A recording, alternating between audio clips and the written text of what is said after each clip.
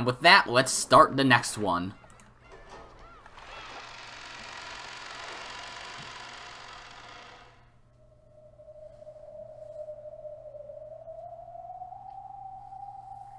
The spiral. Oh, hello, Battler. I am still dead. In the cathedral devoid of people, a figure could still be seen staring up at the heavens, its chest pierced with a long red sword that pinned it in place to the ground. That figure was Battler. Ironically, it looked just like what he'd done to Beata with blue wedges in the 4th game. Battler had died quite some time ago. No, in this place, the concept of death means nothing except that one has stopped thinking. Therefore, in a sense, Battler was not dead. After being defeated in a fight over the truth and surrendering, he no longer had the strength to think of a way to resist. That's what made him dead. Delaner's massive longsword, which had been left in place of a tombstone, fastened Battler to the spot even after his death. This was all being lit by a faint light seeping out of an incredibly high skylight. Quiet footsteps rang out across the still cathedral. Oh. Hello. From the darkness behind a pillar, a woman slowly stepped forward. It was Beatrice. Just like they'd been the whole time in the Golden Land, her eyes had no light in them, and were still muddied over with gray. This person was once unable to even drink black tea to her satisfaction by her own will. But though it was slow, and though there was no life in her eyes, she was surprisingly walking. Then with slow, deliberate steps, she reached Battler, who was still dead, pierced through. Then, she slowly touched Battler. She tugged on his sleeve. However, Battler showed no reaction. When she realized that it wasn't sleep, but death, the witch with the hopeless gaze let her head hang even lower. Then, she quietly whispered, "You liar." Beato softly touched Battler. Oh. Hello, dog bark. Then, she pressed her forehead against Battler's chest. There was no longer any heartbeat. You're very atmospheric, Pixel. Very, very nice. It wasn't just because he had surrendered. It was because the witches had chased him from the game board. So from now on, Battler would never return. So, from now on, the Golden Witch Beatrice would have no reason to exist. That's upsetting. Thank you. Liar. Goodbye. And... sorry. And she's crying. That's upsetting.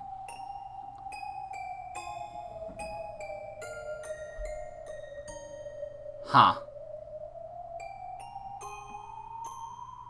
Well, I guess she wasn't lying about... well, I guess she wasn't faking her being emotionless. Because at this point, it's probably when she'd be like, "Ha ha, you fucking idiot!" Then, the Golden Witch completed her task, and scattered as a spray of gold.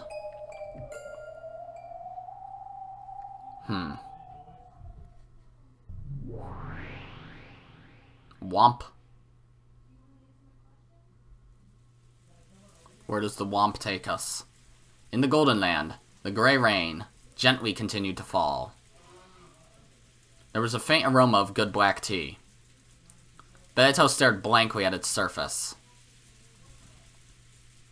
There was Virgilia, continuing her knitting. Along with me and Delaner talking to each other. This is a recollection. A recollection from Battler's memory, which Delaner's sword must have given him as it pierced him.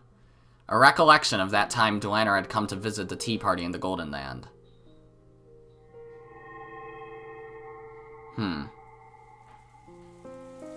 It's the same with me.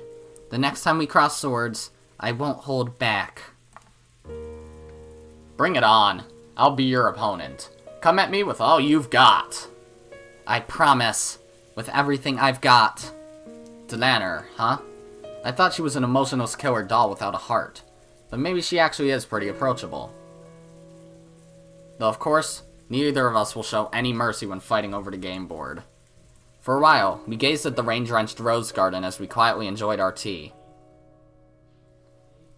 Still, it really is terrifying, the way you fight. Nox's 10 Commandments, or the Decalogue, wasn't it? Ooh, I just heard something. Oh, did the tips just show up? Oh, it actually... Oh, I should probably read these. This might give me a little more insight into this shit. Eiserne Jungfrau, one of the repentance enforcement agencies supervised by the Great Court of Heaven. Its area of jurisdiction is the 7th District. It's made up of 7 Inquisitors of Heresy, with the first-class Archbishop Delanner at their head, and several assistant Inquisitors. This body is tasked with performing heresy interrogations, carrying out executions, and sometimes bestowing redemption. However, in almost all cases, the Great Court of Heaven considers sending them only after the completion of a heresy interrogation and a tentative guilty verdict. So they are, practically speaking, no different than an execution squad. Their spectacular achievements are great in number, and they are extremely well known even among the other agencies. Other famous enforcement agencies include the SSVD of the 8th District. Okay. We'll probably meet them then, eventually. It is rumored that this group's leader, Wizard Hunting Right, also known as the 20 Wedges, is even more powerful than Delanner, and we'll probably meet whoever that is, too. Red Key. A weapon for emergencies used by official Inquisitors of Heresy belonging to Eiserne Jungfrau, Delanner's primary weapon. Unlike a normal weapon, whose purpose is to cause physical damage, this special tool is known as a conceptual weapon, and it is used to deny the existence of concepts. Oh wow, this is a long tip. Regardless of whether the target is physical, mental, or conceptual, it is impossible to use any defensive concept, such as physical barriers, mental quarantine, or conceptual inheritance, to defend against this weapon. Because the concepts themselves are denied, even the concept of resisting an attack does not exist, and it is impossible for the target to endure regardless of their stamina. Okay. Furthermore, all supernatural methods of buying time, such as teleportation, time reversal, revivals, and inheritance are impossible. Because denials of concepts conform to verdict procedures dictated by the Great Court, all future concepts that disobey them will be denied automatically. In addition, when the Red Key operates within a complete barrier, all concepts of evasion cannot be successful. Defense is impossible, evasion is impossible, buying time is impossible. This alternate conceptual weapon is the embodiment of these 3 impossibilities. A strict investigation by the Great Court of Heaven is required for the use of the Red Key. Because of this, the very act of dispatching Delanner, who arms herself with it, is equivalent to a death sentence. In this world, Senator Lambda Delta has placed restrictions on its use and power. Interesting. The Blue Key. The primary weapon used by official Inquisitors of Heresy belonging to Eiserne Jungfrau. I don't think we've seen this at all, so... The Red Key is the sword that Delanner has, right? And we haven't seen the blue one, but it was said that Delanner has a blue short sword, right? Like the Red Key, it is a conceptual weapon, but instead of denying the existence of concepts, it is used to create self-doubt and force others to deny themselves. For this reason, it is called the Blue Key of Reflection, in contrast with the Red Key of Judgment. Unlike the Red Key, it is possible to evade and defend against it. However, while the Red Key has severe restrictions regarding how it can be used, the Blue Key can be wielded with great ease and manipulated at will in all situations. Furthermore, because the shapes of conceptual weapons are themselves purely conceptual, their outward appearance differs depending on the Inquisitor using them. In Delanner's case, they appear as a long sword and a short sword. Okay, yeah. But some use them in the form of spears or guns. Oh. While others make them take shape as phenomena such as magic or miracles. The red and blue charms used by Gertrude and Cornelia are yet another shape taken by these keys. Interesting. Okay, Nox's Decalogue. Finally, we actually have a list of these. The 10 Commandments created by Delanner A. Nox's father and used in heresy trials. Nox's first. It is forbidden for the culprit to be anyone not mentioned in the early part of the story. Okay, so every single chapter in Umineko, apparently, I'd assume at least, has to follow these. Higurashi, I've been told, does not follow these. And these are real, but they're a bit altered for Umineko's case. So I'd assume some things are going to be written differently than the official Nox Decalogue that I read a couple episodes ago. Well, off camera. So, with Nox's first case, that would mean it has to be one of the 18, basically. The man from 19 years ago cannot be the culprit unless the man from 19 years ago is the same person as one of the 18. Erika cannot be the culprit because she was not introduced early into the story. I'd imagine in that case then Lunon, whoever that is, because we still have not met this Lunon person. It could be them. Like, they were mentioned in Chapter 2. I don't know if that's considered the early part of the story. That might be, like, not early enough. I don't know. Either way, I'm just gonna assume it's one of the 18. Nox's second, it is forbidden for supernatural agencies to be employed as a detective technique. That's fine. That doesn't really put rules and restrictions on how the murders can play out, other than no magic, which I already knew. Nox's third is forbidden for hidden passages to exist, in which case that makes me confused about where the gold was. I was thinking that Erika and Battler were either solving something by the gardening shed, or the chapel, or the Kuadorian fence, or something like that, and then it opened a passage? Does that not count as hidden? Or something? I don't know. Nox's fourth, it is forbidden for unknown drugs or hard-to-understand scientific devices to be used, so, okay, no traps. Hooray. Nox's fifth, not included. Interesting. Nox's sixth, it is forbidden for accident or intuition to be employed as a detective technique. So, that means evidence needs to exist, and that Battler can't just be like, Blue Truth, Shannon's the culprit. And then, okay, so yeah, that would just mean, yeah, that's a forbidden truth, I guess. Nox's seventh, it is forbidden for the detective to be the culprit, so not Battler in the first 4 games, assuming he was actually the detective. And not Erika in the 5th. Okay? Nox's eighth, it is forbidden for the case to be resolved with clues that are not presented. Okay? So evidence needs to exist. Nox's ninth, it is permitted for observers to let their own conclusions and interpretations be heard. Okay. Nox's 10th, it is forbidden for a character to disguise themselves as another without any clues. Okay. So, in that case, I'm still really confused about the first game in that case. Because I feel like someone had to disguise themselves as somebody else. But then, yeah, there would have to be a clue supporting that. Because otherwise, the first game makes no sense. The debate over the interpretation of these laws continues to this very day, and has become the source of countless unfair controversies.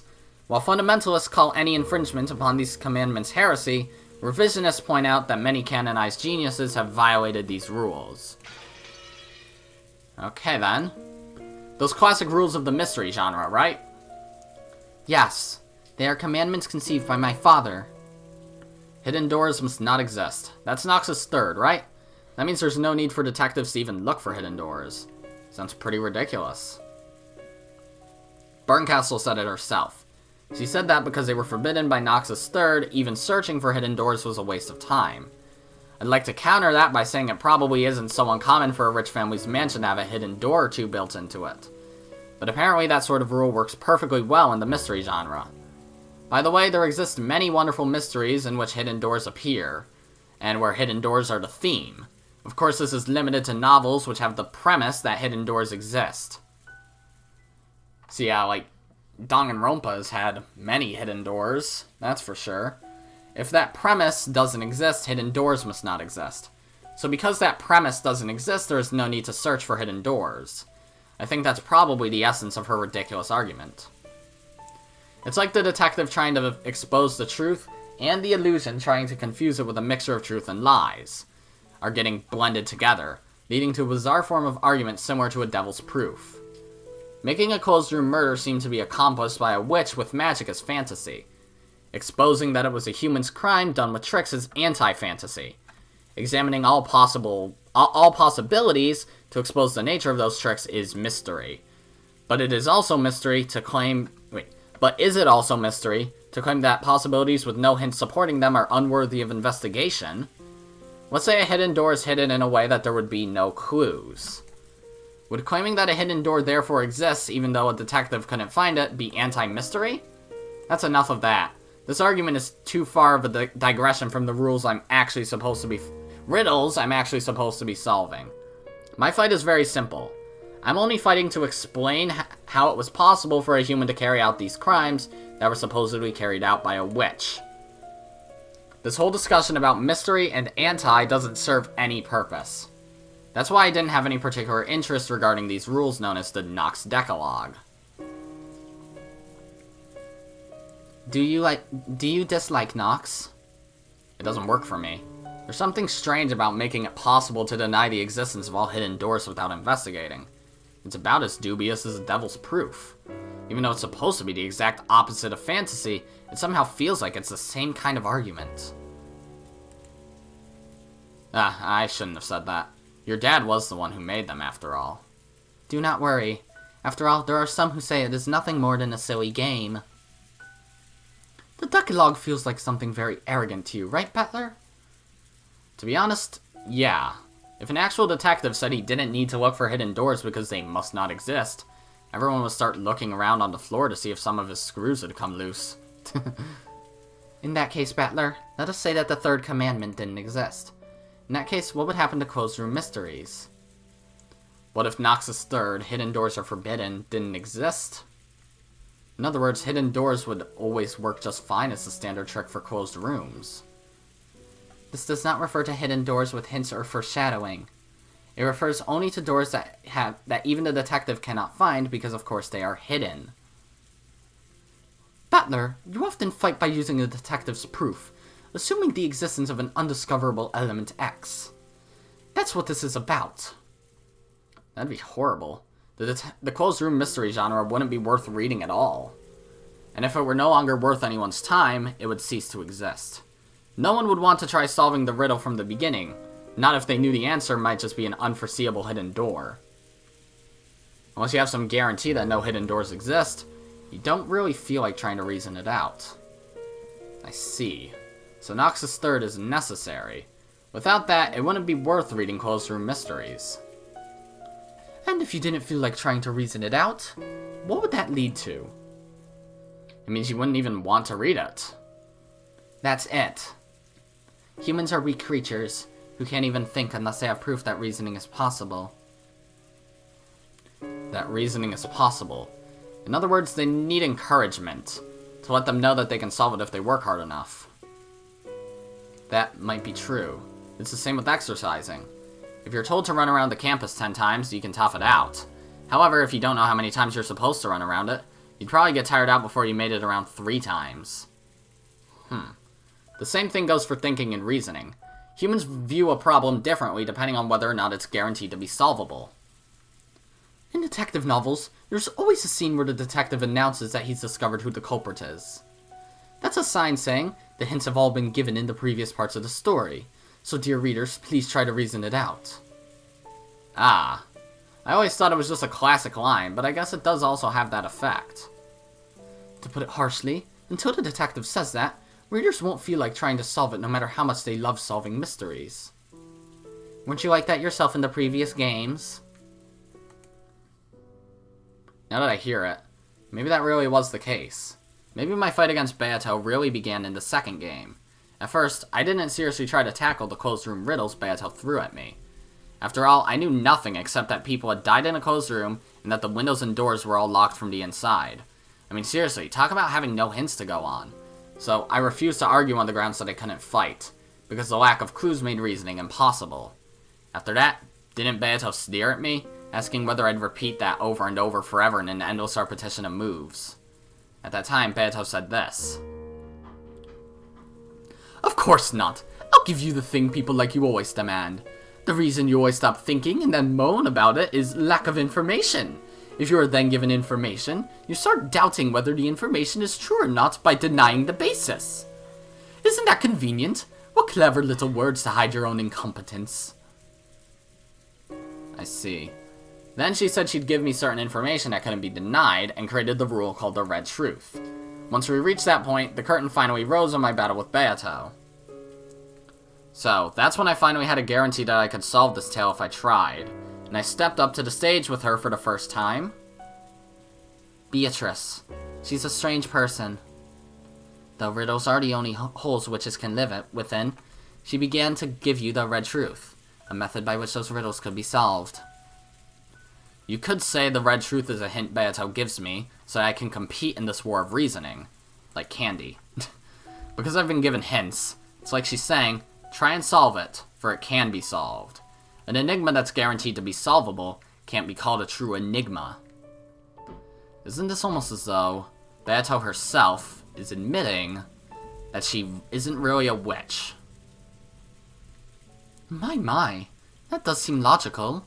She truly is a strange child. Beato gave no answer. With gray eyes, she did nothing but blankly gaze at the steam rising from her black tea.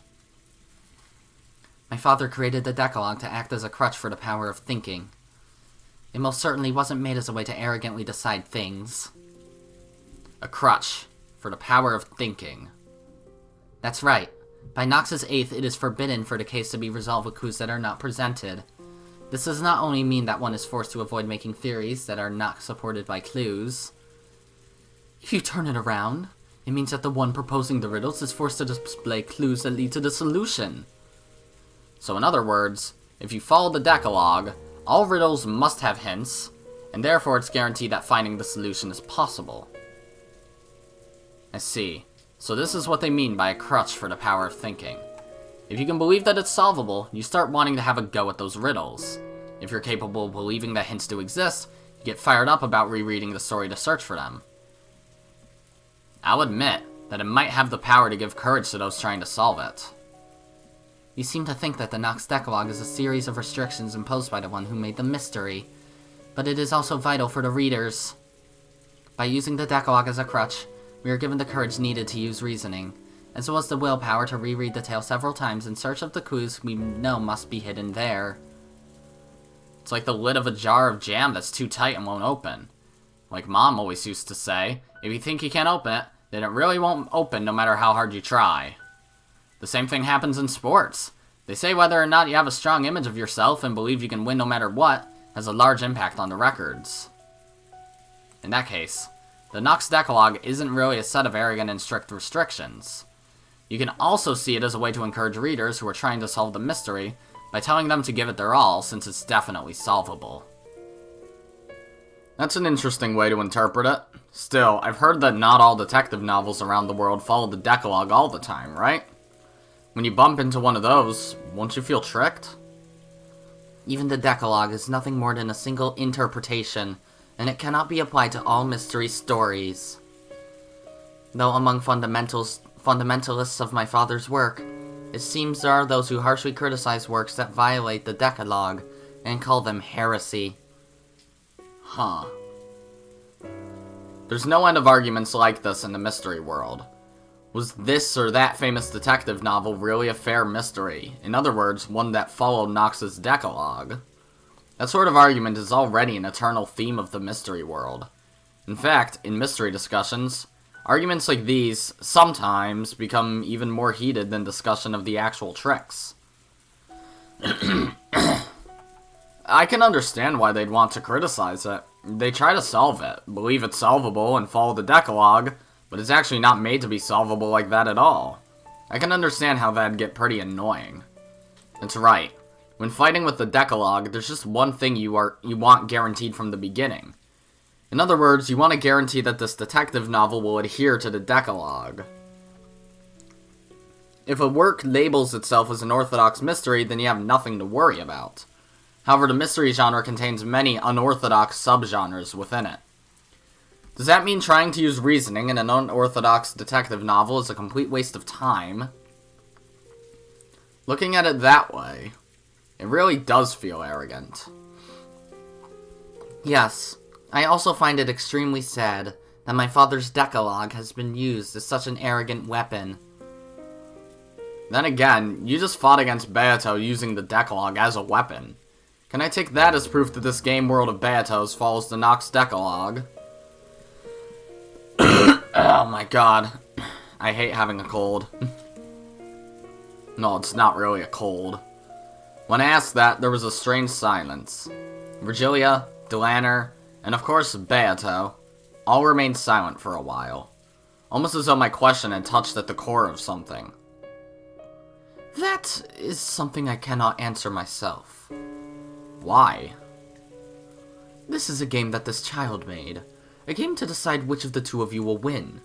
This child has called it a confrontation between mystery and fantasy.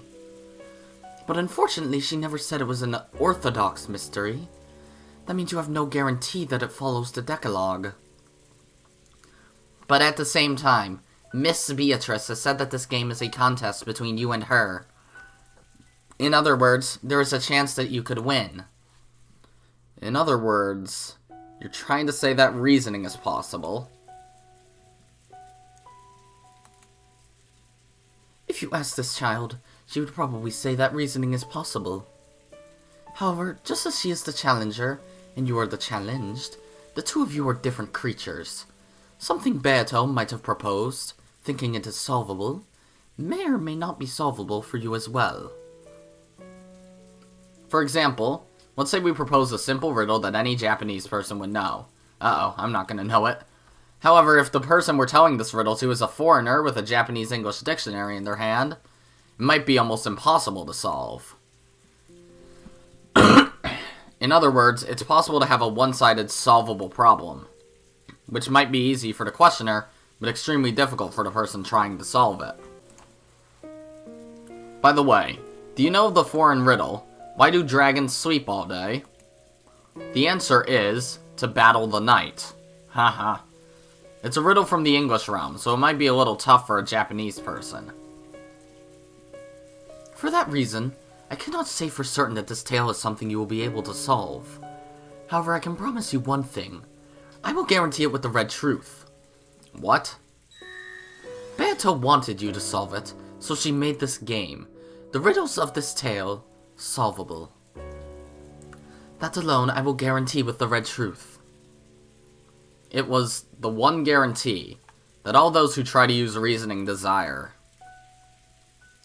I don't know if my father's Decalogue will apply to that answer or lead you to it. However, when you run into a tight spot and want a compass for your reasoning, please try using my Decalogue if you remember. It might give you renewed courage, and might possibly even lead to some new discovery. Thank you. If I'm truly stuck, I'll think about your fighting style. Are you sure it's okay to help out an enemy like this? Pay that no mind. I came to this tea party without a gift. I hope you enjoy this in place of a snack. And, if you come face to face with me again, there probably won't be time to speak of such things so casually. Nox's Decalogue and Virgilia's Red Truth.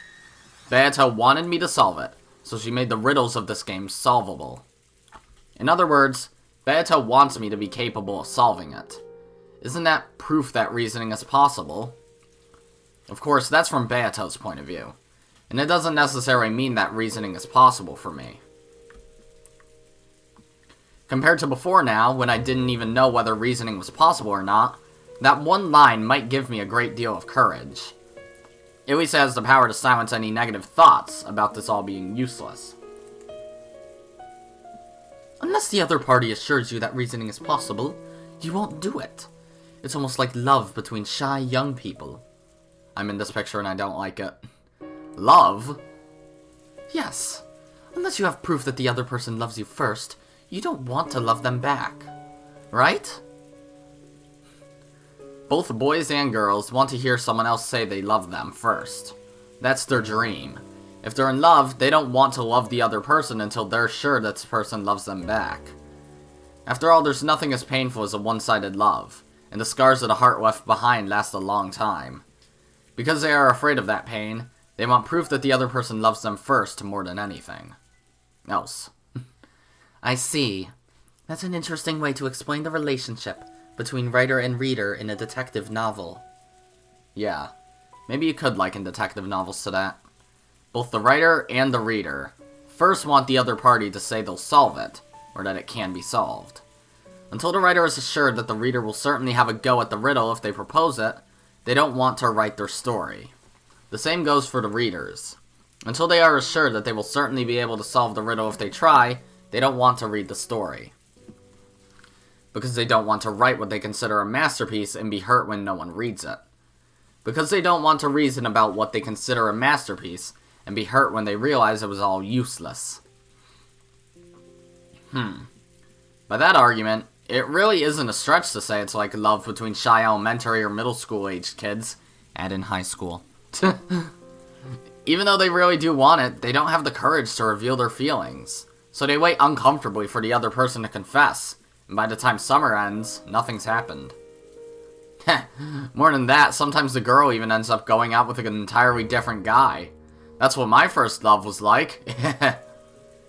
Along with these one-sided feelings they can't express, they lament the passage of a summer that will never come again, and the days of their youth end.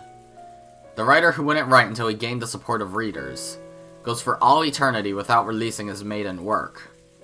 The reader who waited for the writer's rise to fame goes their whole life without knowing the joy of the mystery genre. Battler, when does the chicken or the egg type of shy love reach the level where it can progress into mutual love? Well, that's probably when things start to pile up. It starts as a relationship between friends. They communicate with each other more and more. And when the two both reach the level where they're sure that I like this person and they surely like me, well, then they probably just naturally become a pair of lovers. My impression up until now was that relationships starting with a sudden confession of love tend to break up more often. Whereas pairs who never actually confess to each other but realize that they've always been together usually stay together for a surprisingly long time. In other words, this happens once the two of them believe in each other and a relationship of trust is born. Is what you're saying? Maybe. It's a bit odd. I've always thought the mystery genre was a battle between the writer and the reader, but maybe that's not quite right. Yes, it's something that cannot go on without a relation built on mutual trust. A relationship with love.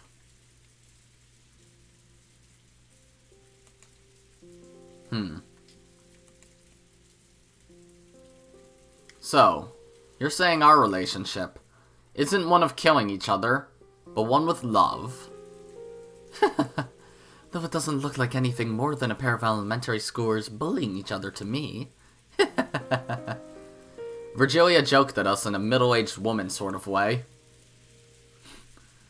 Still, though I'm not expecting friendship or a trusting relationship, I can accept her as a rival. Beato is fighting at full force, trying to make me acknowledge that she's a witch. So I respond to that and go all out, trying to deny that witches exist.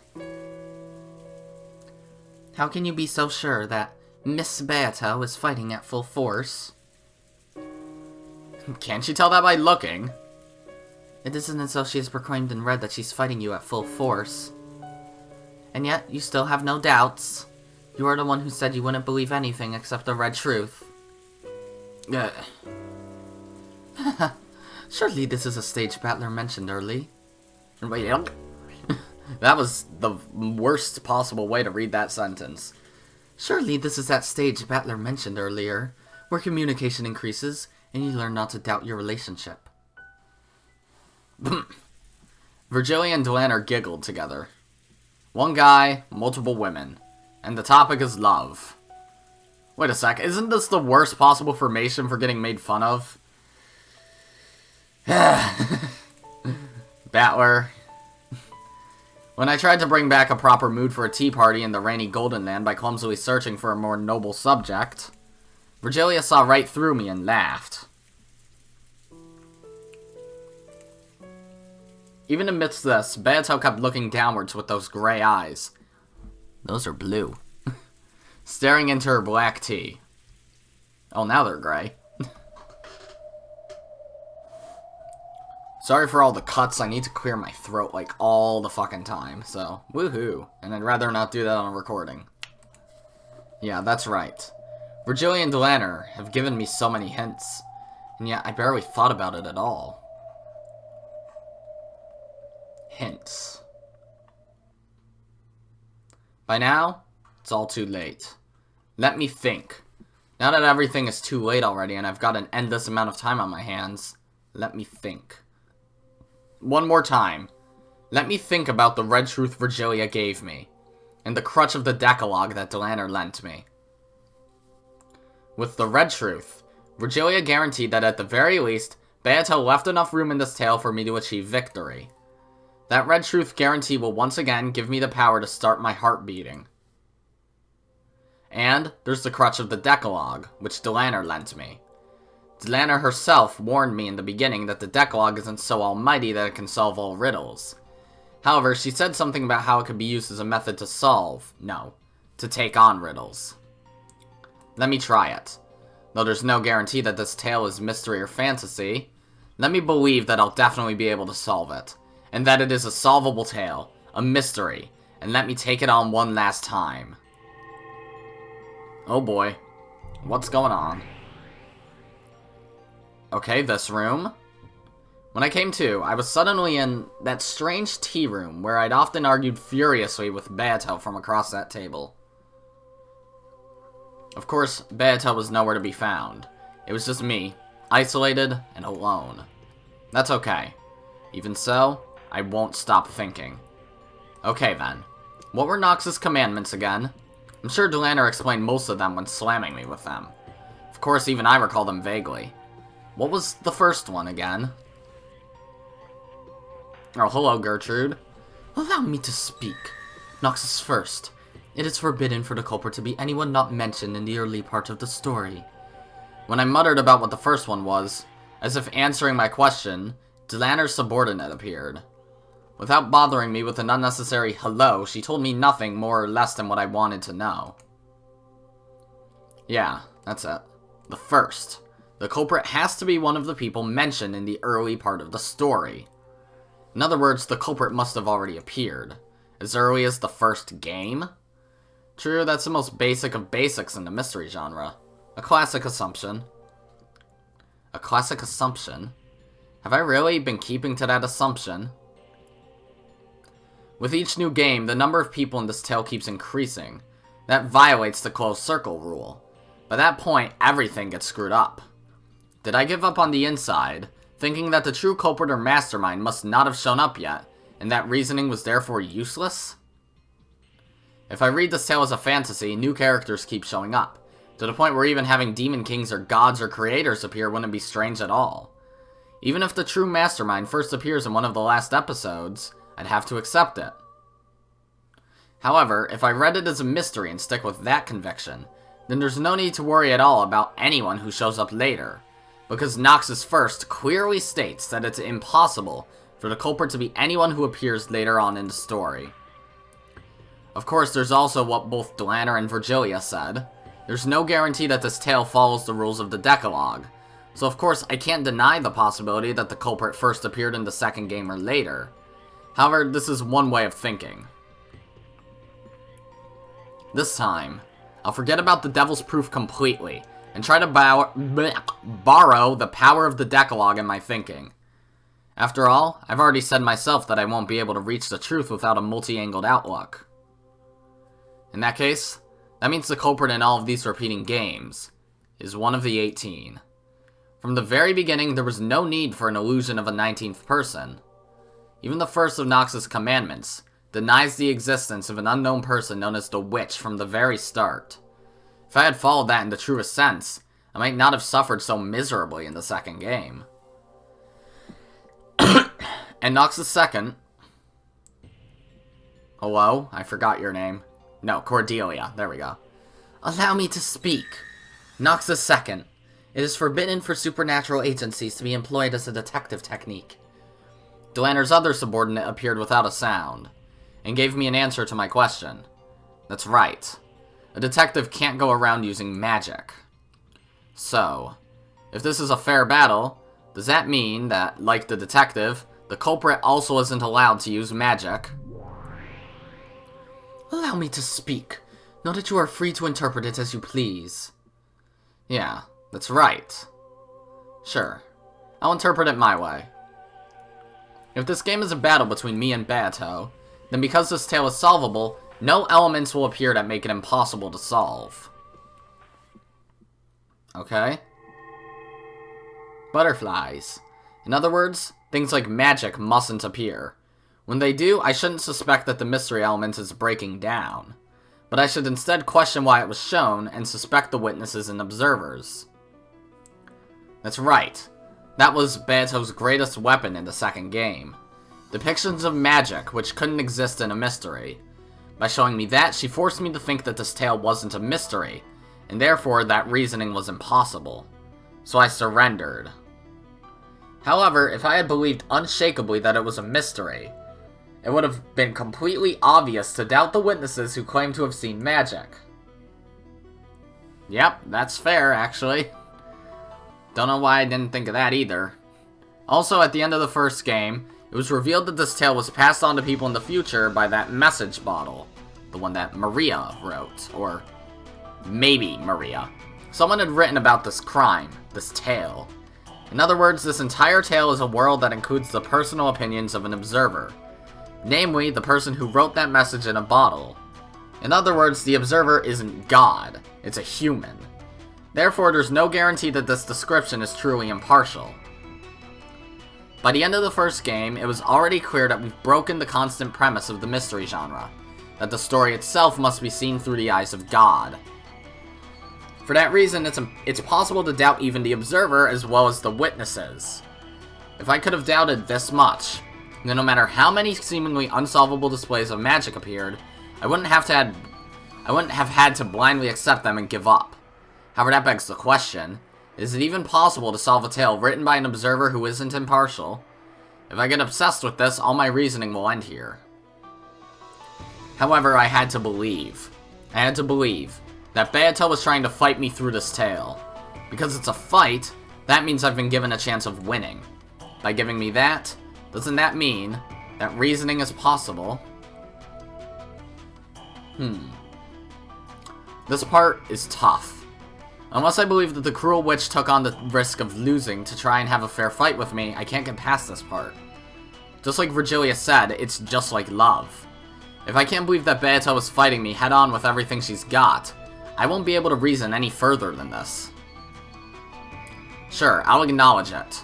Unless we acknowledge that we love each other, we won't be able to get any further. When Virgilia ran out of patience with the two of us, shy and incapable as we were of acknowledging that out loud, she gave me that red truth instead. That was the red truth saying, Beato wanted me to solve it, so she made the riddles of this game solvable. What the hell? It's like Sato in Class A says he likes you. Like hearing a love confession via a friend. I really am pitiful.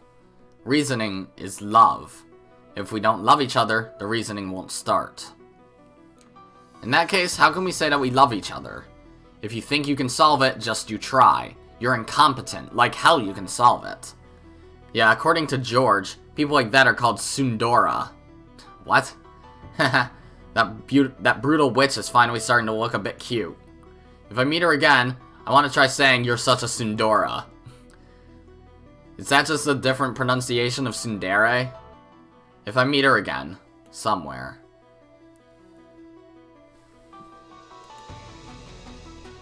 Tell me the other parts of the Decalogue. I don't care about the order. Give me something that seems useful. Allow me to speak. Nox's 8th. It is forbidden for the case to be resolved with clues that are not presented. Allow me to speak. Nox's 6th. It is forbidden for accident or intuition to be employed as a detective technique. It must not be solved with clues that aren't presented, and it must not be solved by relying on accident or coincidence. If this tale is made to be solvable, we can read this the opposite way. In other words, clues must be prepared so that the case can be solved, and it has to be made in a way that it can be solved without relying on coincidence. If I can believe that Beato is challenging me to a fair game where reasoning is possible, then I can be sure of that. In other words, Beato has already left me clues, hints, and messages in this tale. It isn't from the Decalogue, but Erika or someone said this. There are 3 riddles to be exposed in a mystery. One is the whodunit. Who is the culprit? One is the howdunit. How did they commit the crime?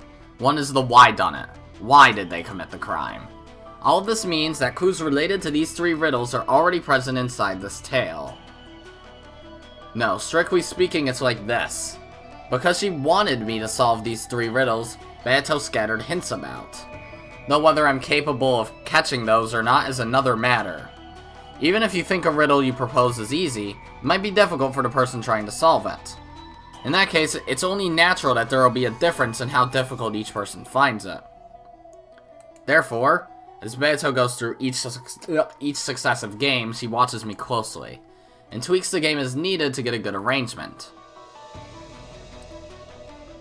When Beato realized that I had completely surrendered in the second game because it was too hard, she secretly worried. If I surrendered and lost the will to fight, the game would no longer remain on an even footing. Therefore, in order to make me regain my will to fight, from the 3rd game onward, she set up things in a way that made it easier for me, giving me tips on how to fight and a few hints. Virgilia and Ronove obviously appeared so that they could help me.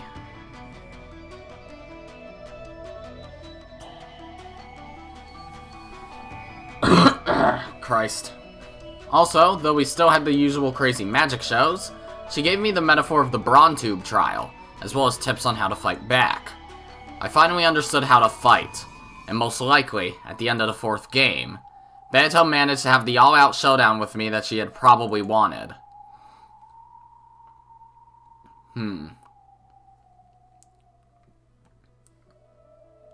Then, Beato acknowledged that my abilities had become full-fledged, and entrusted me with her heart. Entrusted me with explaining this tale. Didn't she? In that case, it was really dumb of me to boycott most of the 5th game.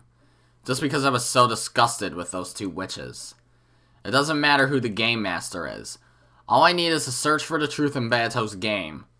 On the contrary, I should probably thank those 2 witches just a little for continuing the game in Beato's place, now that she's gone and left everything to me. Of course, I doubt those evil witches were trying to do anything of the sort. Culprit. Crime. Motive. The answers to those 3 ultimate riddles, the hints, must be scattered throughout the previously shown tales.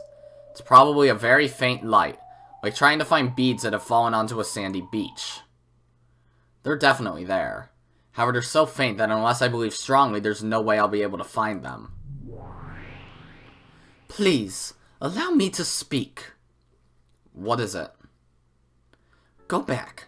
Through the tale. Know that you will be given them as long as you don't lose sight of the truth's faint light. Right now, through this tale. Know that for reasoning to be possible, a trusting relationship is required. Yeah, I know. In fact, maybe I finally noticed this just now. It's something that's been repeated over and over again throughout the tale. Persistently so.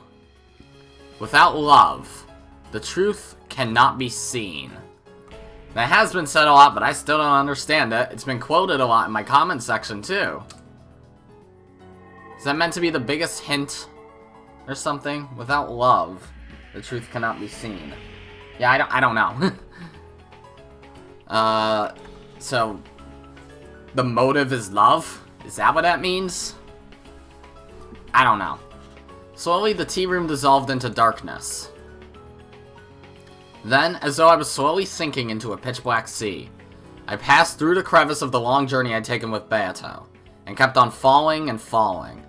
It was a bizarre experience, like crossing over the boundary of sleep while still conscious.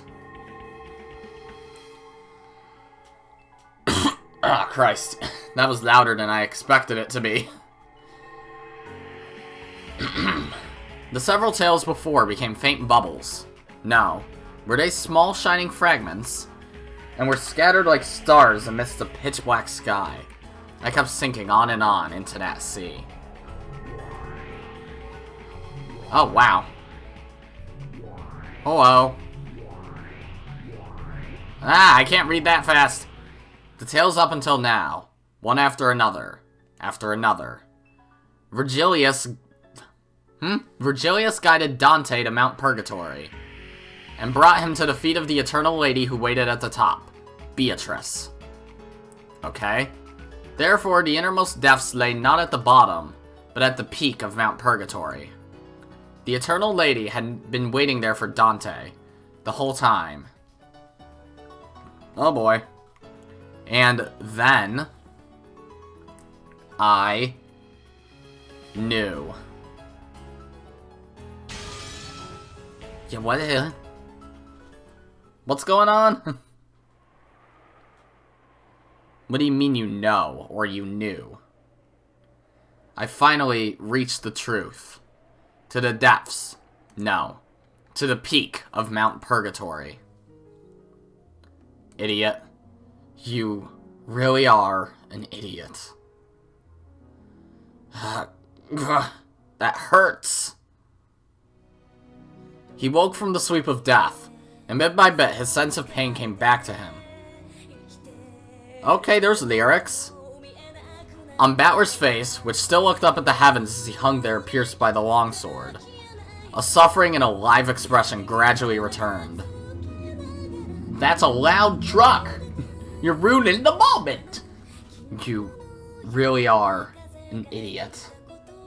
A huge idiot. Battler noticed. Oh, Beatrice was saying that. I'm stupid. This whole time, Beato had been snuggling up against him, sleeping. And when he held her, he knew that it was not Beato, but her crumbling remains.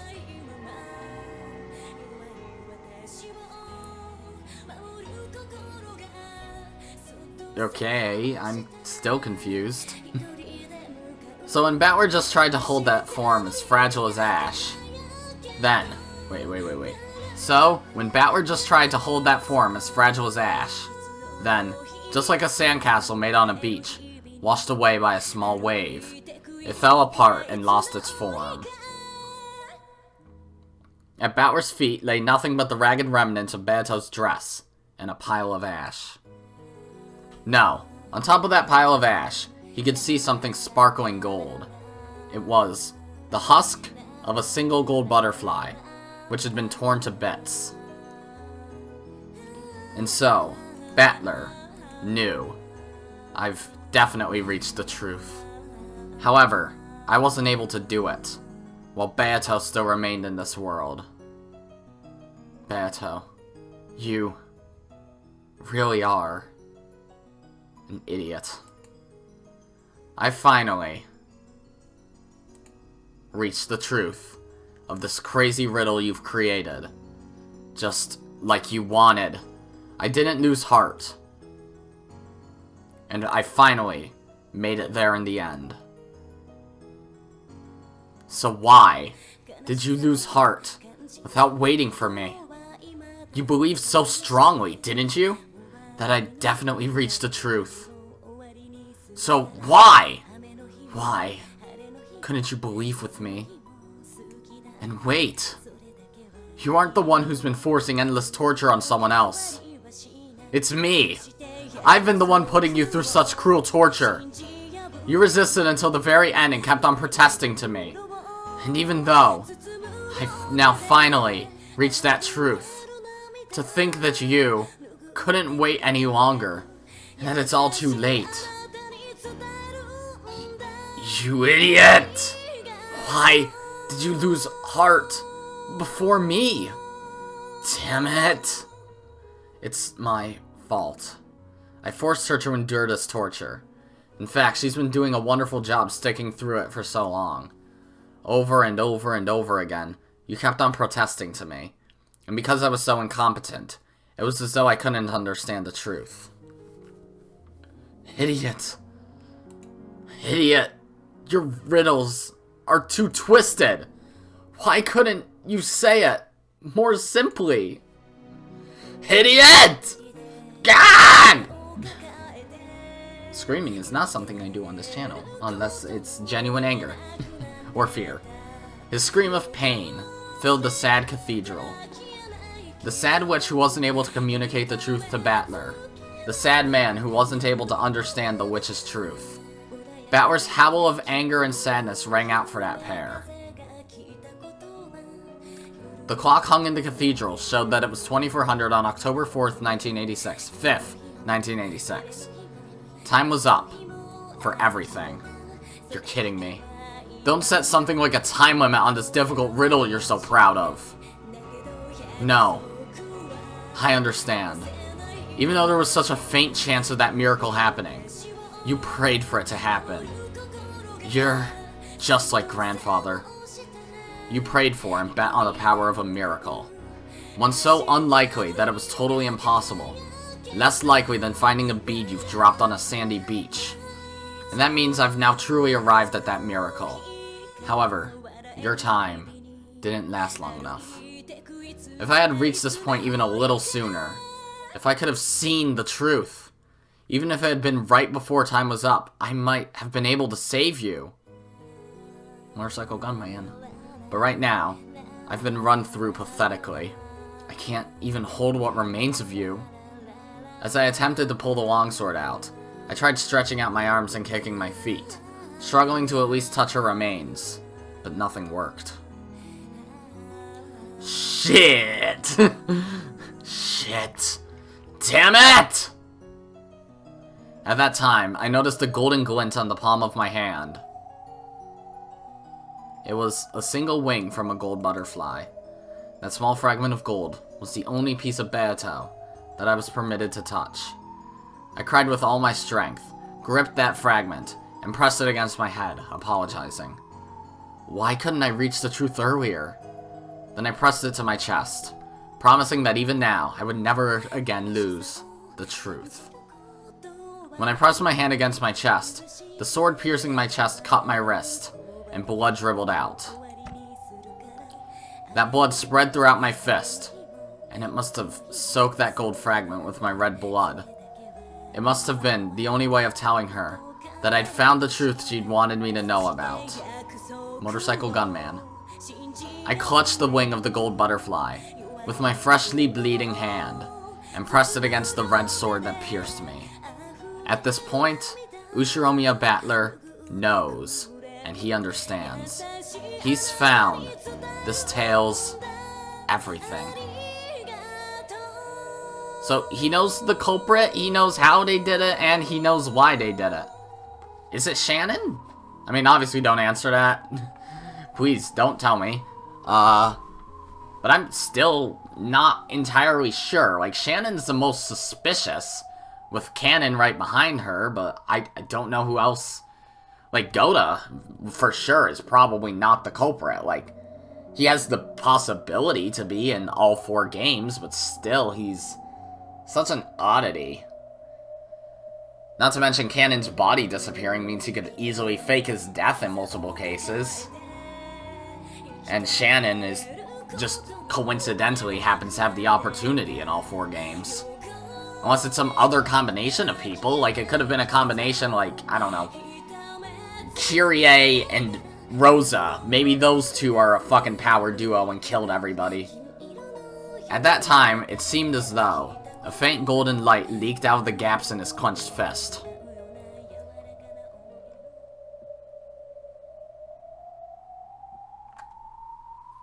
Oh, hello there. The 2 witches had their backs turned, and Erika was laughing at Battler's corpse. That really is pathetic, Battler. I'll make your foolishness into a statue. And for all eternity. Huh? Ha, I lived, bitch! No! At that time, Battler's chest, no, the red longsword that pierced Battler, began to sparkle gold from deep within his chest. Oh boy. That bright golden light began to change the red sword's color, turning it gold. What's going on? Battler is... What is this? Oh boy. Gah! Motorcycle Gunman. Battler coughed up blood and groaned. His consciousness came back. His will to live, his will to fight, came back. Oh, whoa. The red longsword that pierced Battler could no longer be described as such. By now it had become a golden longsword. Then, slowly, gradually, it pulled itself out of Battler's chest. Holy shit. It finally pulled itself free and started dancing through the air. Then stood up in front of Battler's eyes as though it knew who its master was.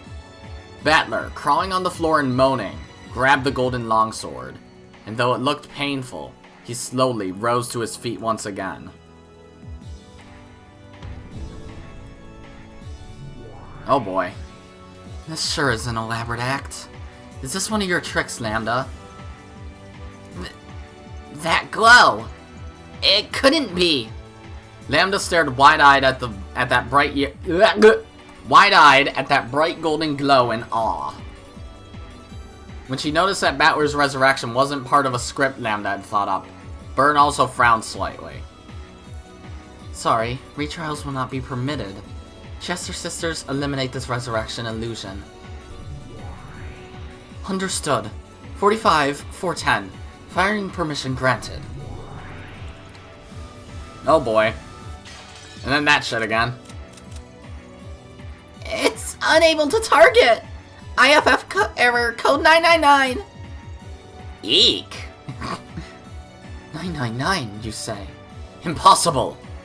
The Chester Sisters hesitated, unable to carry out Berncastle's orders. Lambda, what kind of farce is this? The illusion of the witch has been completely destroyed, and the trial ended with our victory. Sorry, Burn. You'll have to stick around a bit longer. Isn't that right, Ushiromiya Battler? Yeah. Sorry to keep you waiting, Erika. Berncastle. Now it's time for my truth. Request for a retrial accepted. Oh boy. The Assembly of Witches retracts the adjournment of the Court of Illusions. Christ. My throat would just decide to fuck up there. Objection! The trial has already been concluded, and the results have even been announced. Objection overruled. All verdicts are overshadowed by new truths. Objection! Not only has Battler been banished as a player, he also doesn't hold the rank of witch. He isn't qualified to call for an appeal. Objection overruled. He already does have that. By the name of Lambda Delta, Witch of Certainty, I acknowledge it. Ushiromiya Battler, I acknowledge you as the new Golden Witch. What? No. As the new End the Sorcerer, Ushiromiya Battler. End the Sorcerer. That has a nice ring to it. But what did you say? Battler got the rank of a witch? Sweet, I got a promotion! Hell yeah! The rank of a witch, which he had desired for so long, had been granted to Battler so quickly. And on top of that, this wasn't anything temporary. This was an official, proper authorization by Lambda Delta. Erika couldn't accept it, and her face turned bright red. Looks like that kid's game really will keep us entertained until the very end. Sure, I'll play along. Oh god, she is pissed. Erika, you handle this. The red truth you've created with me is perfect. The construction of truth that makes Nazi the culprit is perfect. Battler certainly won't be able to break it. Lies. Of course, my master. There's no need to worry at all. Anyway, Chester Sisters, my master ordered you to fire, right? How long is it going to take you to carry that order out? Error code 999! An access code is required to target the Territory Lord. Yeah, I told you he'd do it, yeah. Territory Lord? Who is? Who controls this fragment? I do! Territory Lord? You don't mean... Battler is... Yes. Ushiromiya Battler has been authorized as the official Territory Lord of this fragment. Yes, that's right. So, you still don't understand? You don't know what that gold sparkle signifies? He's reached it. Battler has. He's made his way to the innermost depths of all truths! Oh boy. That means Battler's understood everything about this world, this tale, this game. In other words, he's reached the position of the game's master. I'll bet you don't want to believe it, right,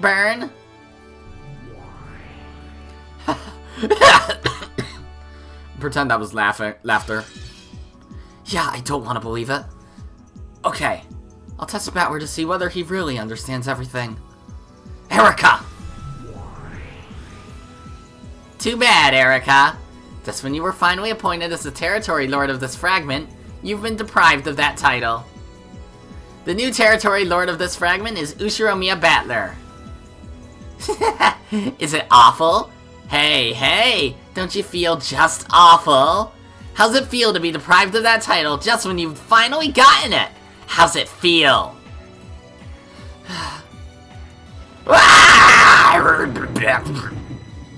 Oh, wow. Battler! If you think you can disprove my theory, just try it! It's impossible! Impossible! The theory I've created has no holes! It's impossible to deny that Nazi is the culprit! I mean, if we're the endless sorcerer... Yep. We can use the red truth. Wow. Can we just say, yeah, it's not Nazi, get fucked? I can construct the theory with someone other than Aunt Nazi as the culprit. It may be that your truth is impossible to disprove. If so, that means your truth won't be able to deny my new truth either. Battler spoke with the red truth. Wait. Battler spoke with the red truth allowed him by his status as a sorcerer. Okay, now I understand. A culprit other than Nazi? Ha! How's that? Planner? Let's see where the solution of Battler's takes us. Dweller? There you are. Slowly, Dweller stepped forwards. In her hand was the red longsword of the Decalogue. She also had a blue short sword. In Battler's hand was a golden longsword. The two rivals once again. No, for the first time, they truly confronted each other. Oh boy. Battler, I've been waiting. Sorry to keep you. You did not. Your return was sooner than I anticipated. Kill him! Dweller Nox! Dwener's form disappeared in an instant, as though her slow, dignified movements from before were only a lie. If Erika keeps screaming, I'm gonna have an even worse sore throat. Oh god, hello there. The curve drawn by the longsword of Red Truth burned itself into the retinas of those who saw it. Before anyone had enough time to follow that curve, it was already approaching Battler's chest. Lady Erika's reasoning has solved the 5th game. No new facts exist that overturn the truth created by this reasoning. It's possible to show a different truth by using a different interpretation. When multiple truths exist in parallel, the authenticity of both is questioned. In this closed-off world, it's possible for differing truths to exist at the same time. Furthermore, as long as multiple truths exist, it's impossible to claim that any of the truths are the single truth. In other words, even if I can't overturn Erika's reasoning, by questioning its credibility and conquering it, I can defeat it. Burns' reasoning is perfect. You won't be able to overturn it easily. But still, if you can present a theory on par with Burns, the fight will come down to a verdict. That means either one of the truths might be defeated and denied. What a laughable script. I'd expect nothing less from a demon's script. Oh boy. Then let me ask, what is this theory with someone other than Natsuhi as the culprit? Battler's golden longsword drew both red and blue curves at will. It's possible to construct it using the revenge of the baby from 19 years ago. The one from Aunt Natsuhi's confession. What? Nox is first. It is forbidden for the culprit to be anyone not mentioned in the early part of the story. A person first introduced in the 5th game cannot be named as the culprit. What if the baby from 19 years ago was among us since the very beginning? For example, what if it was me? Oh, I thought you were gonna say it was canon, but okay. I mean, I guess... this is Answer's arc, but I don't think they'd reveal the main culprit in the first quarter of it.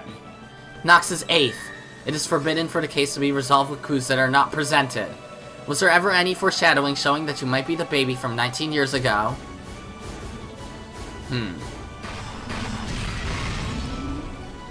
The red truth from the 4th game that I'm not the son of my mother Asumu.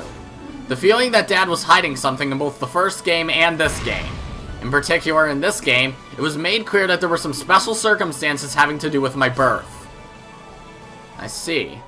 Battler proposed that he might be the baby from 19 years ago, and announced that he'd reconstruct the crime with himself as the culprit.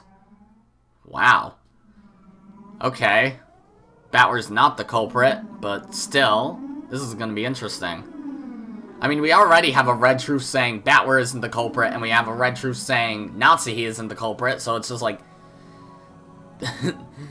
if you have a multiple choice question with choices A, B, C, and D, and the answer is B, A and C are fighting each other. As Duenna cautiously held her sword at the ready, she gauged the distance between them. Now that Battler had inherited the position of this world's territory lord and attained the rank of End the Sorcerer, his movements surpassed human understanding. By now, the physical distance between them probably counted for nothing. After all, their extremely agile battle was surpassing the point where the concept of distance made any difference. Oh boy. A good start. Let us hear your theory with Battler as the culprit. Yeah, I'll let you hear it. I'll prove that this explanation also works, and that you can't be certain Aunt Nazi is the culprit.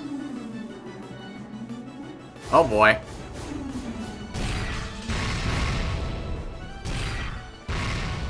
Oh god. CG's.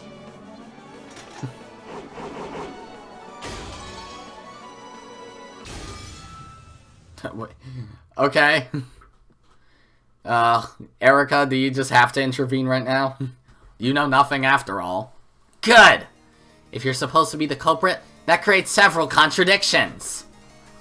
Yeah, sure. I'll use those contradictions to reap your feeble truth. I, Baruto Erika, the detective, and the truth witch of truth will... This time, Erika stepped forward. Oh boy.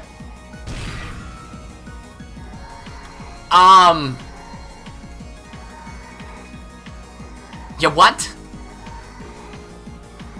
I mean, I guess I shouldn't be surprised about her having a weapon, especially one as fucking fitting for her as a fucking scythe.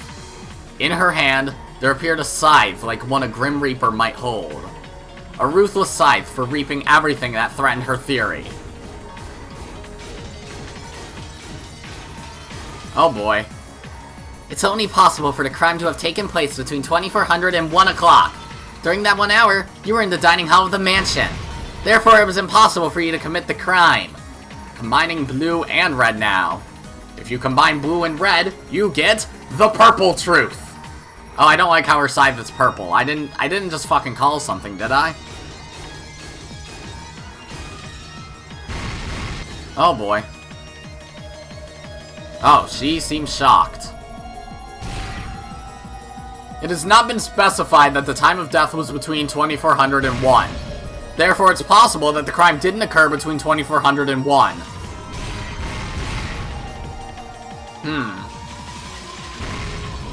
Yeah, that was definitely something that I was saying during the whole Court of Illusions thingy. There's a restriction on any murders in the cousin room. From 1 AM until the discovery of the crime, it was impossible for any criminal action to occur in the cousin room. Then they weren't dead yet. Duenna, now! Oh boy. Nox's 8th. It is forbidden for the case to be resolved with clues that are not presented.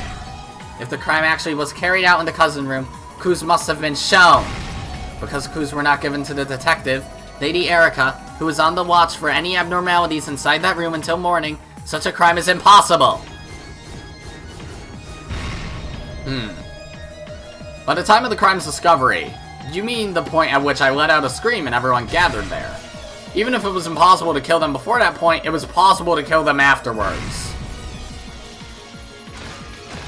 I see. You see, this is what I was saying. They weren't dead yet. Battler used the blue flash to deflect both of the red truths that Erika and Duenna had flung at him. Well, granted, this might not even be 100% the truth, since we know that this is a wrong theory going up against a wrong theory. Erika's eyes went wide. After all, what he had said was completely absurd. At that time, they still hadn't been killed? Even though corpses with their necks sliced open were laying right there, The death of the four in the cousin room has been proclaimed with the red text. Are you trying to use the illusion of the witch? Are you trying to resurrect George and the others using the concept of magic, even though they were dead at the time? I see. Since you believe they were dead by that point, it probably looks as though the dead have been brought back to life to you. So this might look like magic in your eyes. In that case, I won't be the one to take the next shot at you. Fool! How often do I have to say it? The deaths of the four people in the cousin room have been proclaimed with the red truth. Furthermore, those corpses were witnessed by a large number of people. Furthermore, it's already been proclaimed in red that no examination of any corpses would lead to a mistaken result. Take that, dead people!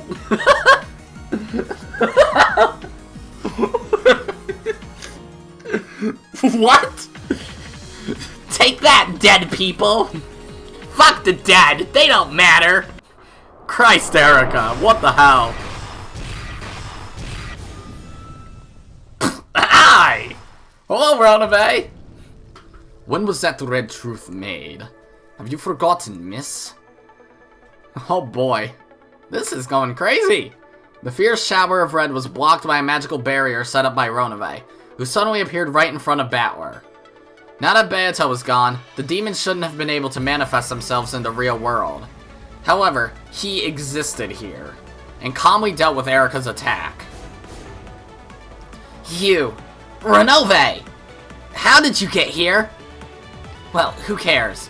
This all works out nicely. Now there's no need to go looking for you. I'll capture you here and deny your existence too. Sup, man? Sup, bro? I'll leave it to you. Teach her that you can't control everything with a single arrogant truth. Yes, your majesty. Oh boy. Tightening my tie? Well then, allow me to be your opponent for a bit. What do you say, miss? In that case, when do you claim the Red Truth Death Proclamation happened? Are you saying you can pinpoint that? You can't pinpoint it. So you can't deny that the Death Proclamation was made at the time of the crime's discovery. It was made during the court. When this court was opened, Lady Lambda Delta made a proclamation. She said that this was a 2400 answer session. The Death Proclamation was made at 2400 on the second day. In other words, at the end of the game. That does not deny the possibility that the murder occurred after the morning of the second day, after the so-called discovery of the crime. Yes!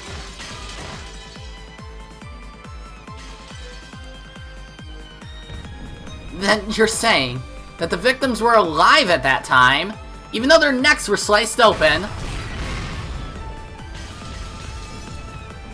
Did you see that yourself, Miss Detective? True, our current understanding is that no corpse will lead to a mistaken examination, no matter who performs it. But no rule named so far has prevented something other than a corpse from being called a corpse. Erika swung her scythe recklessly, but Ronove blocked everything with elegant gestures made with the shield on one of his hands. So at that point in time, no one was dead?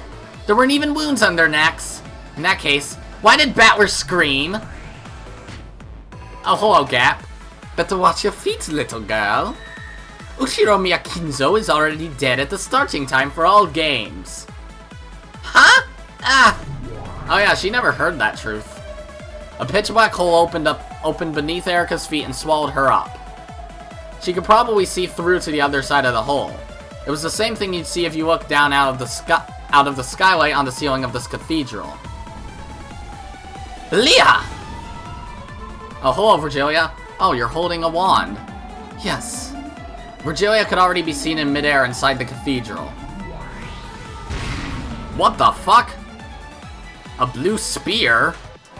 As Erika fell from the heavens, Virgilia was right below her and caught her on the end of a divine spear that sparkled blue. Shouldn't you rethink your reasoning? Kinzo doesn't exist. Therefore, to wait for the bodies to disappear in your theory is a failure. Correct. Unless someone other than Kinzo makes the corpses disappear, your theory fails. Damn it! This is nothing! Oh, God. Virgilia's blue divine spear skewered and pinned Erika in midair. Erika struggled, filled with hatred, but she couldn't get it out easily. Then, all around her, several small, fast things clanged off the walls and enveloped her. Hello there! Oh God, too many. Then 7 people manifested themselves at once. I'd assume Lucifer's talking. We are the 7 Sisters of Purgatory. Know this, foe of our master. You lowly paperweights! After George's death, his corpse was never moved. Oh. After Jessica's death, her corpse was never moved. After Maria's death, her corpse was never moved. After Rosa's death, her corpse was never moved.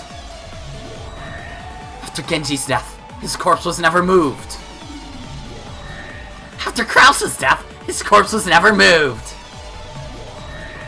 Therefore, the corpses couldn't have vanished after being discovered. Your theory about Kinzo carrying the corpses away fails. Interesting. So they were playing dead. Ah! But so what? Even without Kinzo, I can explain how the corpses I, Rudo Erika, have to revise my theory? I do? The detective does? Erika was probably capable of escaping this even with Kinzo's existence denied, by making only a small revision to her theory. However, to her, having to revise a theory she had already created, was extremely humiliating. Looks like you toyed around with your plan too much in order to corner Natsuki like that. You played around too much with your reasoning. At this point, your master isn't the only one who can speak of Kinzo's death with the red truth. This is what you get for playing around in the witch's darkness. Know that, Furuto Erika. Of course, even Erika doubted Kinzo's existence from the beginning. However, it had previously been impossible for anyone to deny his existence in that trial, except for Bernkastel and Lambda Delta, who had sided with each other. And because of the willful silence of those two, the truth about Kinzo had truly been unfixed. And yet, to think that Battler had become a witch, a sorcerer, and capable of using red without proof. However, she had her own Inquisitor of Heresy, who could also use red without proof to counter. Slander! Noxus second. Wrong voice. It is forbidden for supernatural agencies to be employed as a detective technique. If you would show that Kinzo has died with the red truth, then I demand that you display proof of a human's truth that could be used to make that point. Hello, Kinzo.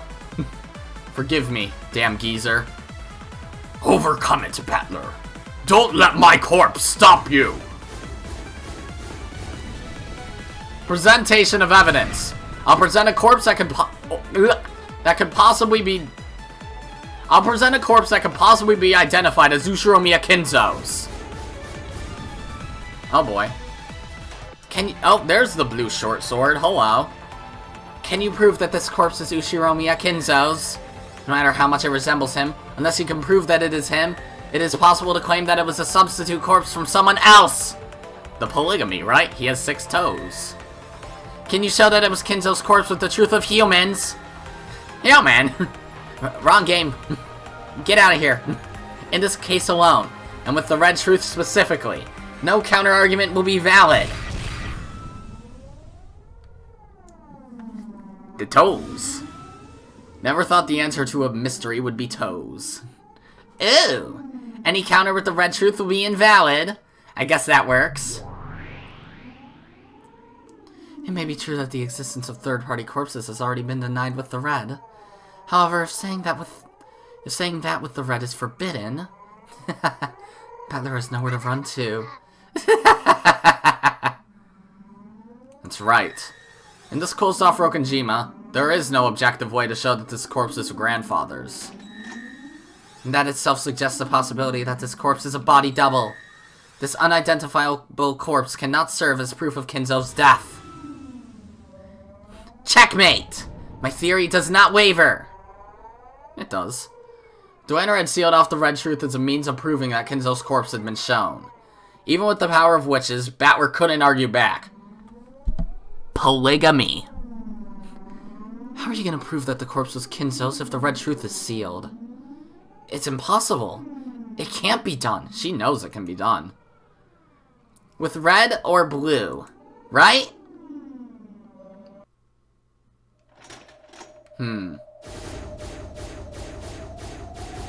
Oh. Why is it yellow? I guarantee that this corpse is Ushiromiya Kinzo's corpse. Why was it... Are we introducing another color truth? Yellow?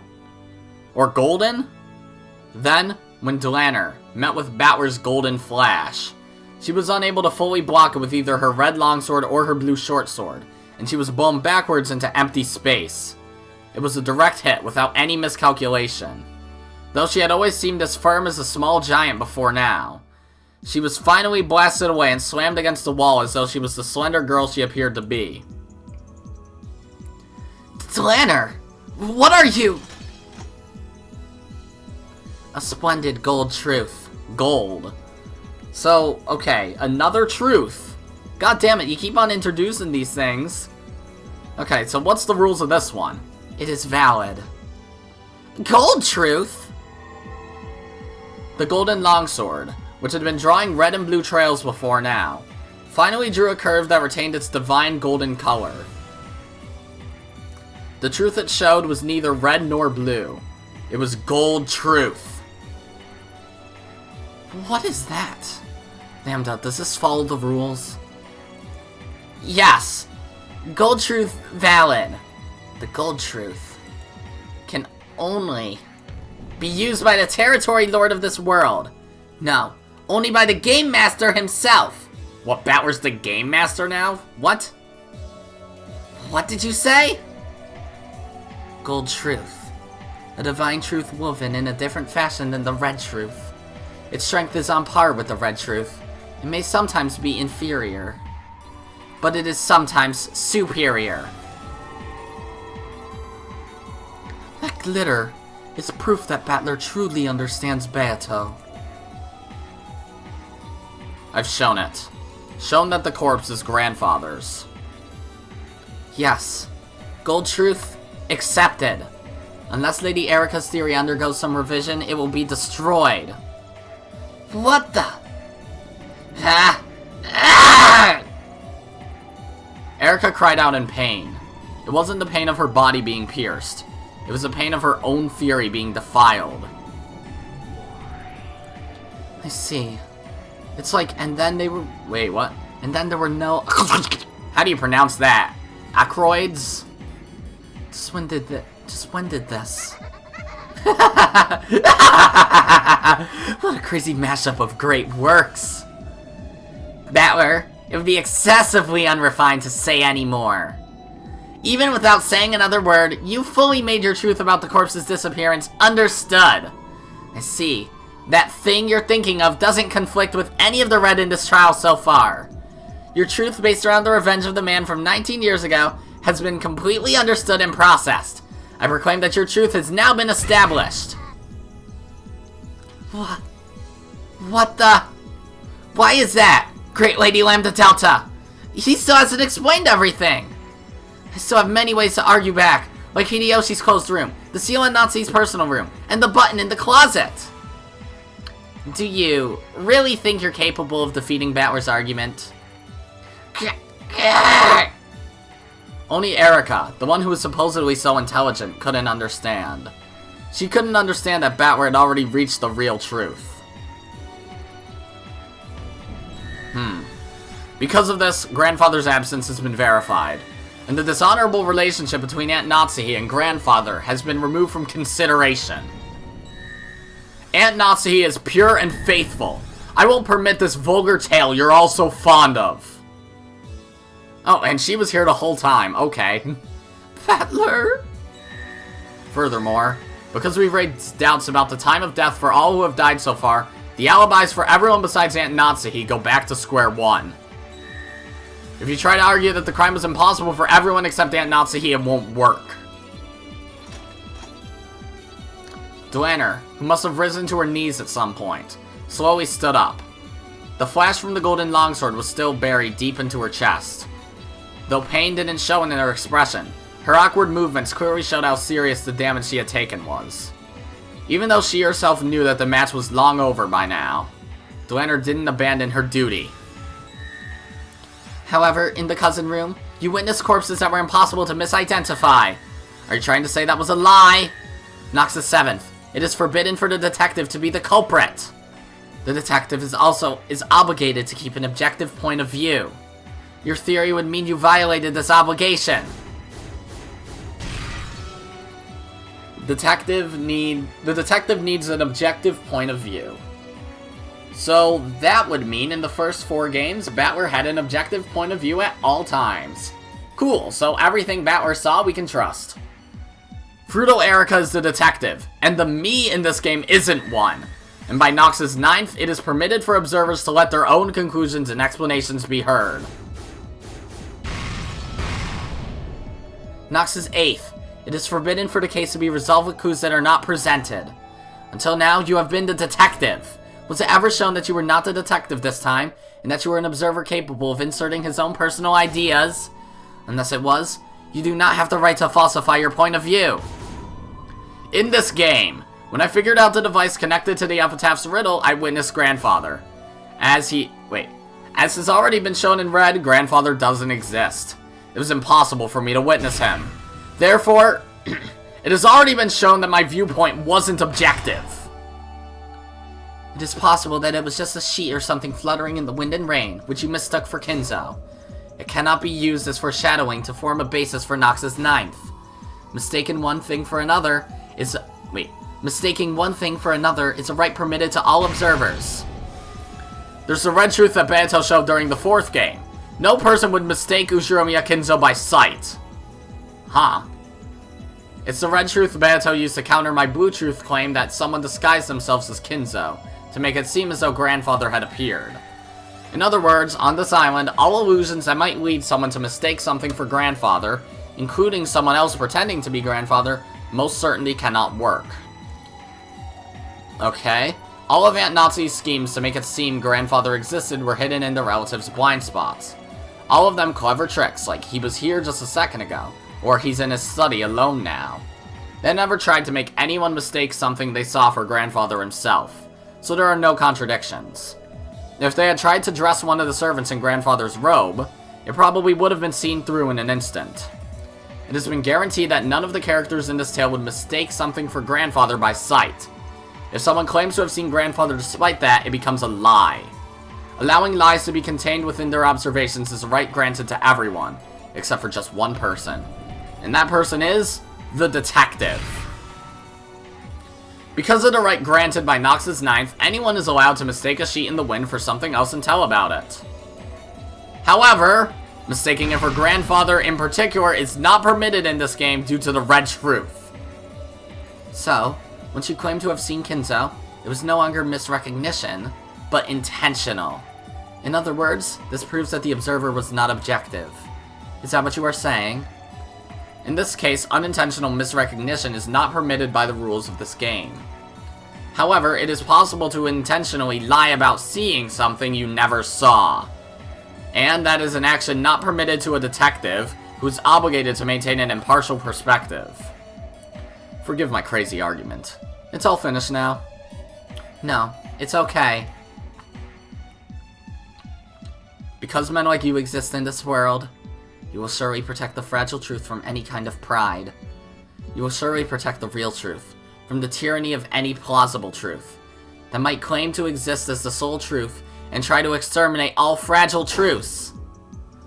Battler's golden longsword drew a massive blue arc as though splitting the heavens. I'm glad I could fight with you. Therefore, my perspective in this game is based upon the 9th, not the 7th.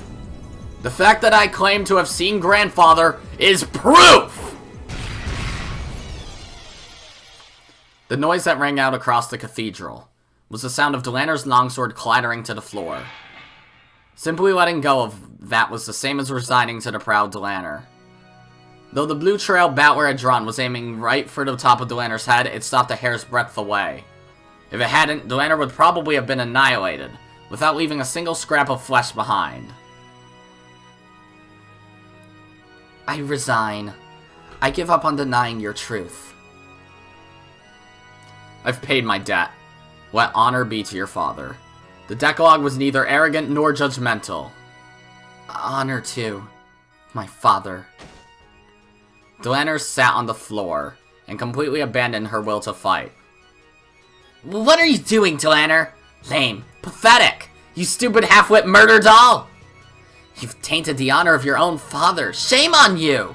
You still call yourself Mystery's Wedges? Will you surrender to magic? The history of the mystery genre won't allow that! You're the one that doesn't understand what mystery is all about. If you see mystery as nothing more than a weapon with which to sneer at your opponent intellectually, I won't let you ever say so again! Battler! I'll present a truth that conflicts with yours. And Natsuhi was threatened by a phone call over the internal line, sent by the man from 19 years ago, me. His goal was to make Aunt Natsuhi look like a murderer. From the beginning, this has all been a drama of revenge intent on framing Aunt Natsuhi. That's wrong! It's a drama of revenge against the Ushiromiya family that Natsuhi thought up. Your theory outright opposes mine. No shit. You still can't pull out the blue spear that's sticking through you, right? Yeah, that's right. Also dog bark. From Erika, I haven't heard of a single way for the corpses to disappear that doesn't involve Kinzo. Looks like your theory's about to be denied, doesn't it? This spear is just... You paperweights! Get out of my way! The deeply piercing blue spear and the 7 red stakes tormented her theory. They won't come out. They won't come out. I acknowledge the mistake in Erika's reasoning, and the need for revision. What the... My master?! Watching Erika's face contort with pain as she struggled to escape from the spear, Berncastle spoke this with a disgusted expression. Faced with the facts, Berncastle had acknowledged Erika's loss herself. Erika gazed at her master, who was no longer confident in Erika's own victory, with a mixture of shock and despair. I don't give a damn about your pride. How long do you intend to shame yourself like that? You, my double who's been granted the same blue hair as me. How long do you intend to hang there, pierced through like that? I guess I'll just have to descend myself. Looks like I didn't need a piece after all. Ah, what a pain. What a pain. What a total pain. What a pain. I don't need a piece.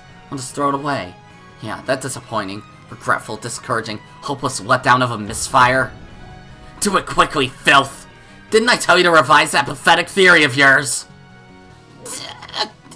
Yes, my master. I'll revise it. I'll revise my theory. As Erika's face twisted in humiliation and tears streamed from her eyes, she withdrew and revised her own theory in accordance with her master's order. Mumbling quietly, she made various revisions with the blue truth, had them acknowledged by Lambda Delta, and finally had the blue spear smashed and was freed. Though that blue truth did indeed explain how the corpses had disappeared, it couldn't conceal its desperation and was a bit of truly shabby reasoning. My master, I've taken it out. My theory is perfect. Are you kidding me? It's horribly pathetic, but I'll forgive you. Because your face and your theory are so lame, it's funny. Erika was taunted by her master, who wore an ugly expression. She thrashed about on the floor, crying bitter tears. The wounded Delaner stepped out before her, as though shielding her, and she spoke to Berncastle as well as Battler. Regardless of how pathetic it might be, Lady Erika's revised truth is valid. Yeah, that's right. Regardless of my truth, yours can exist at the same time. That's what this world is like. No one can disprove them, so even if there are various truths, and even if they contradict each other wildly, they can exist at the same time. Here, as many truths exist as you can imagine. No one can just deny that all on their own. Yes, that is true. I won't let anyone deny Lady Erika's truth. Tanner? As long as I'm here, I will protect that truth. No matter how pathetic it is, I will not laugh at that truth.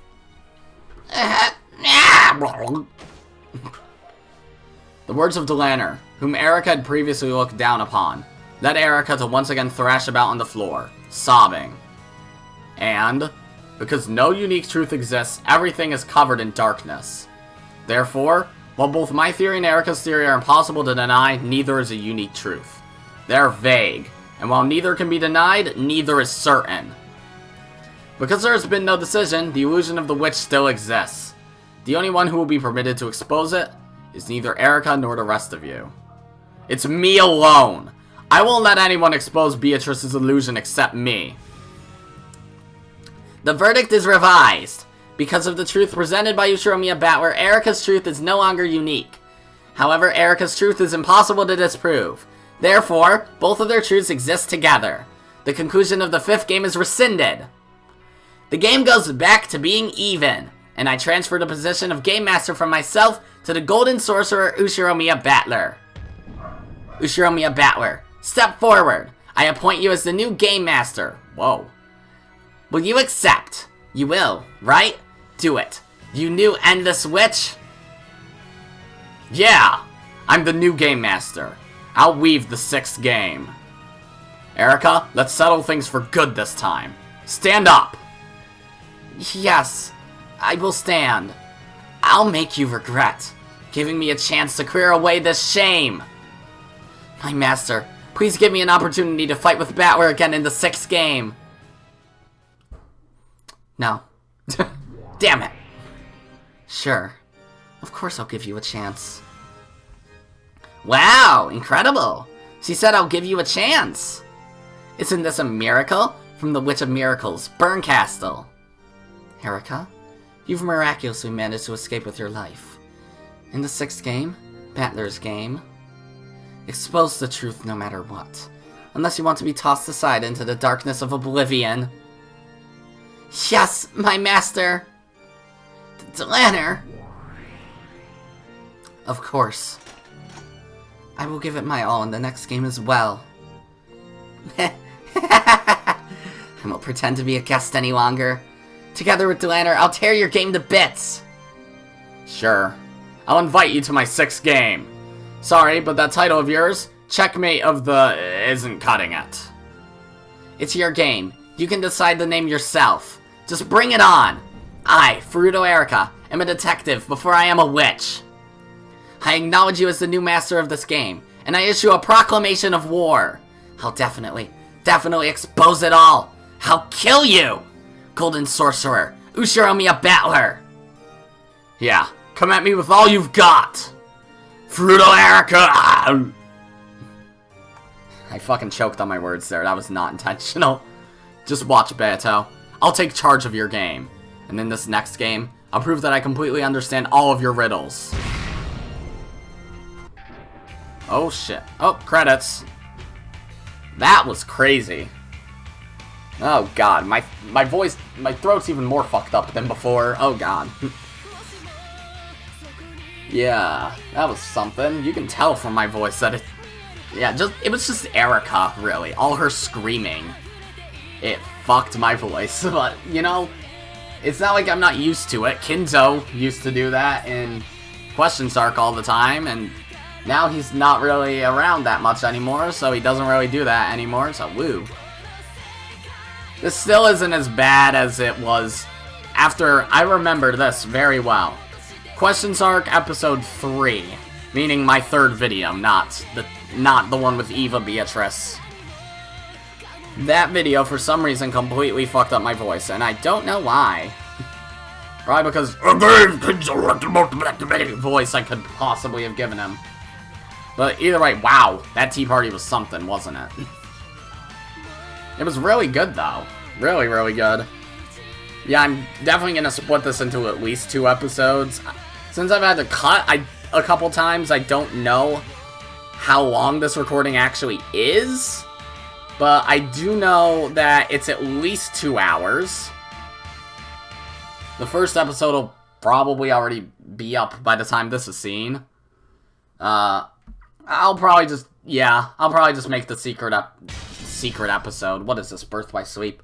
The secret tea party, or question mark tea party. I'll just make that a, achievement unlocked, The Reckoning. Oh, and it shows Battler holding the golden sword. That's cool. So yeah, I'll just make the whole secret tea party one episode. It's probably only an hour and a half anyway, so it's not short enough to split into 2 episodes. I mean, long enough to split into 2 episodes. Okay, tips. Let us take a look at this. Oh yeah, not everyone's gonna actually be able to be executed, because not everyone died. But George died. Not Battler. Jessica died. Maria died. Rosa died. Genji died. Grouse died. He died. He didn't just go missing. Hideyoshi died. Does it also do it for Kinzo? No. Interesting. I did like this chapter quite a bit. I can see why it's so many people's favorites. I think 3 and 4 were... I don't know. 3 and 4 seem slightly better to me. Like, this one was still good, but it felt a little more all over the place than 3 and 4. I don't know. It might just be because these are the answers arc now, so they're a little different, and that was just the first one, obviously, so I'd imagine there's gonna be more anyways. I already read all of those. Well, I imagine there's gonna be more. Yeah, I'm only a quarter of the way through this now. So, next is Dawn of the Golden Witch. Episode 6, Dawn of the Golden Witch. Good morning. Now the curtain shall finally rise on the game presented by that Battler. Will Battler manage to successfully and spectacularly fill the enormous role of Game Master? Let us bear witness to this fight from the opposite side of the chessboard. There no longer is a difficulty level. This is no longer a hint, but a confession. Ooh. That's interesting. I see. Well then, either way, that's going to be it for these episodes, guys. I'm going to go drink some water. So if you like these videos, be sure to press the like button, and if you didn't like them, fuck you too. Remember to subscribe, follow me on Twitter, and hit that notification bell to stay up to date on all my videos and stuff. And as always, my name is Godzi, and I will see you all next time. Goodbye!